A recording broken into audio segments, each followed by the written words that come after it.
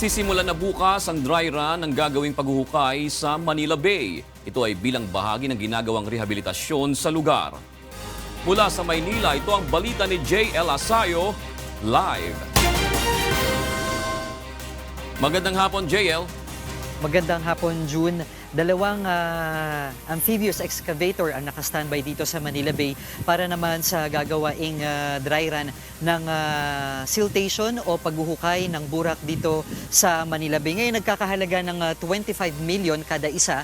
Itong bagong-bago na kung nakikita nyo sa aking lapuran, itong bagong excavator na ito na galing South Korea, ito nga yung gagamitin para hukayin yung mga burak dito sa Manila Bay. Ngayon, June, sa estimate ng MMDA, nasa 14 inches lang ang sinasabing lalim na huhukayin ng burak dito sa Manila Bay. Pero sa estimation naman ng DPWH, aabot ito sa 5 to 6 feet ang lalim ng huhukayin nila. Kaya naman dalawa yung gagamitin nilang panghukay dito. Ngayon, kung may nakikita kayong bundok ng basura dito sa aking likod, ito yung mga burak naman na nahukay mula dito sa aking kaliwa. Malalim-lalim na yung nahukay nila dito at kung makikita ay talaga namang punong-puno ng basura na sinasabing 40 to 50 years nang naanod dito. Ngayon naman, June, dadalahin itong mga nahukay na burak na ito sa isang pinakamalaking landfill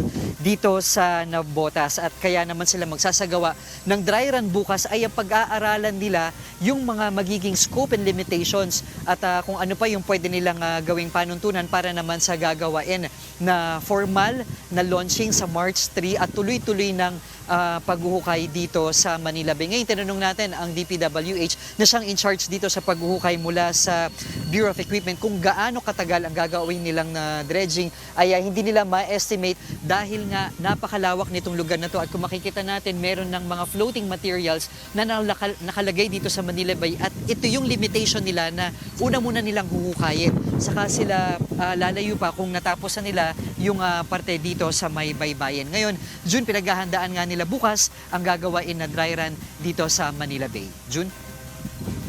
JL, saan eksakto ka ngayon? Anong area dyan sa Manila Bay?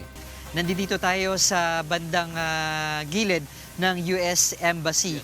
At nandito rin yung mga tauhan na doon. Actually sila sa kabila, hindi lang natin makita dahil malaki yung bundok ng basura na nahukay nila dito. So, kompleto naman ang tauhan ng DPWH, ang MMDA at iba pang tauhan para magbantay dito sa Manila Bay. Ngayon, pansamantala munang isasarado itong area na ito sa mga taong namamasyal. Pero pwede naman nilang puntahan ang ibang parte ng Manila Bay banda pagkalampas nitong area ng US Embassy. June? So, ibig sabihin yan, bukas ang dry run at pagka sinimulan ng tuluyan yan, official na sinimulan, hanggang saan yung area na ihuhukayin? June, ang estimate nila ay aabot lang ito ng mga 200 to 300 meters ang layo na huhukayin. Pero uunti-untiin nila iyon dahil gumamit sila ng tinatawag na bathymetric. Bathymetric, ito yung ginagamit nilang aparato para ma-determine kung gaano kakapal yung burak na huhukayin ng kanilang amphibious excavator. Ngayon, kung natapos na nila yung first area, doon na sila sa susunod na second area naman. June? Ilan buwan nga uli ang tinatayang matapos yan? Kasi pagkatapos ng tag-araw, tag-ulan kaagad, alam naman natin na marami na namang basura ang tatangayin ng alon dyan. Tama, June, no? Tapos na nga yung panahon ng amihan at inaasahan na rin na maglulutangan na yung mga basura dito. Ngayon, wala silang naibigay na estimate kung gaano katagal, kung ilang buwan aabutin. Depende ito sa burak at mga basurang mahuhukay nila dito, June. Alright, maraming salamat, JL Asayo.